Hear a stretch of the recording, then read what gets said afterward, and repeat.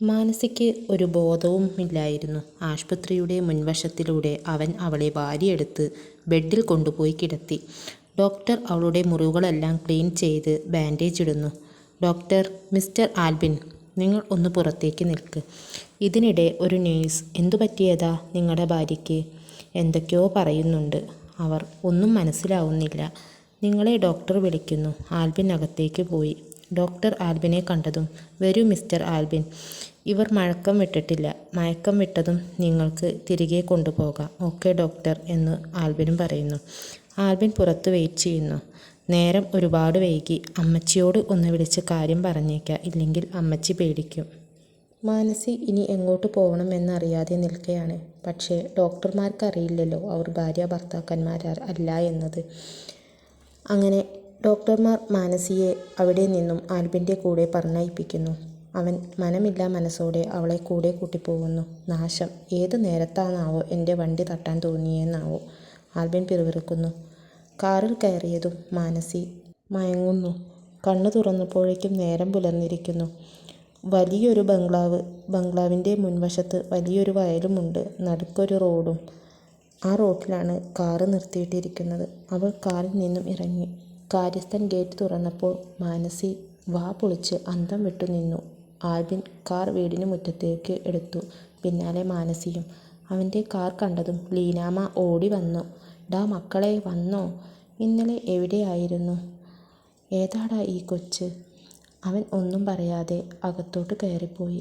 മോളെ, നീ ഏതാ? എന്നതാ നിൻ്റെ പേര്? നീ ആൽബിയുടെ ഓഫീസിലെയാണോ? എന്നാ പറ്റി നിൻ്റെ നെറ്റിയിൽ ഒരു മുറിവ്? അത് അമ്മേ എന്ന് മാനസി പറഞ്ഞതും ആൽബിൻ, അമ്മച്ചിക്ക് എന്നതാ അറിയേണ്ടത്? ഇങ്ങു വാ, ഞാൻ പറയാം. ആൽബിൻ അത് പറഞ്ഞു. അമ്മച്ചിയെ വിളിച്ചു. അമ്മച്ചി, ഞാൻ ഇന്ന് പോരുന്ന വഴി ഒരു ആക്സിഡൻറ്റ് നടന്നു. ആ വഴിയിൽ തനിച്ച് നിർത്താൻ ഒരു പേടി, അതാ ഇങ്ങ് കൂട്ടിയത്. അവൾ നാളെ പോയിക്കോളൂ എന്ന് ആൽബിൻ പറഞ്ഞു. ലീനാമ്മ, എന്നതാ മോളെ നിൻ്റെ പേര്? മാനസീന. വീട് എവിടെയാ? അങ്ങ് ദൂരെ, മനശ്ശേരി ഇല്ലം എന്ന് പറയും. ഓ, ഇല്ലത്തെ കുട്ടിയാണോ? ഞാൻ കരുതി നസ്രാണിച്ചിയാണെന്ന്. ലീനാമ്മ ചിരിച്ചു. വാ മോളെ, ഞാൻ ചുമ്മാ പറഞ്ഞതാ. ലീനാമ്മ അടുക്കളയിലേക്ക് പോകുന്നു. അവിടെ ജോലിക്ക് നിൽക്കുന്ന വക്കച്ചൻ ലീനാമ്മയോട് ചോദിക്കുന്നു. എന്നതാ ലീനാമ്മേ ആൽബി കുഞ്ഞിന്? ഇത് എന്നാ പറ്റിയതാ? ലീനാമ്മ, അറിയാൻ മേല വക്കച്ച, ഏതോ ഇല്ലത്തെ കുട്ടിയാത്രേ. അല്ല, ജാൻസി കുഞ്ഞ് പോയ പിന്നെ ആൽബി കുഞ്ഞ് ഒരു പെണ്ണുമായും യാതൊരു ബന്ധവുമില്ലല്ലോ. ഇപ്പോൾ എന്നതാ പറ്റീന്നാ?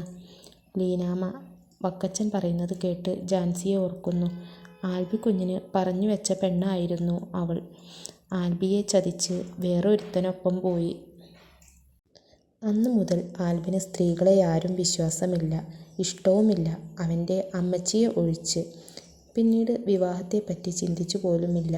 നല്ലവണ്ണം മദ്യപാനം കൂടിയിട്ടുണ്ട് ജാൻസിയുടെ പോക്കോടെ. ലീനാമ്മ പറഞ്ഞാലും അവൻ കേൾക്കാതെയായി. മാനസി ഇതെല്ലാം അപ്പുറത്ത് നിന്നു കേട്ടു. ലീനാമ്മ മാനസിക്ക് ചായ കൊടുക്കുന്നു. മാനസി, മോളെ, മോൾ പോയി ഡ്രസ്സ് മാറിക്കോ. അവൾ ചിരിച്ചു പോകുന്നു. മാനസിക്ക് അവിടെയെല്ലാം ചുറ്റിക്കാണിച്ചു കൊടുത്തു ലീനാമ്മ. അവൾ ലീനാമ്മയോട് ആൽബിനെക്കുറിച്ച് കൂടുതൽ ചോദിച്ചു മനസ്സിലാക്കുന്നു.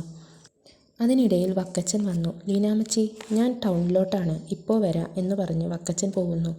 മാനസിയോട് ആൽബിൻ്റെ അമ്മ അവളുടെ കുടുംബത്തെപ്പറ്റി ഓരോന്ന് ചോദിച്ച് മനസ്സിലാക്കുന്നു. മാനസി കരഞ്ഞു പോകുന്നു. അവളുടെ കഥകൾ കേട്ട് ലീനാമ്മ പറഞ്ഞു. മോളെ, നീ വിഷമിക്കേണ്ട. എല്ലാ കുടുംബത്തിലും പ്രശ്നങ്ങളുണ്ടാവും. നീ ഇവിടെ നിന്നോ. നിൻ്റെ പ്രശ്നങ്ങൾ തീരുന്ന വരെ ഞാൻ ആൽബിയോട് പറഞ്ഞോളാം. അവൾ ഒന്നും പറഞ്ഞില്ല. മാനസി കണ്ണുകൾ തുടച്ചു. ലീനാമ്മ അവളെ ചേർത്തു നിർത്തി.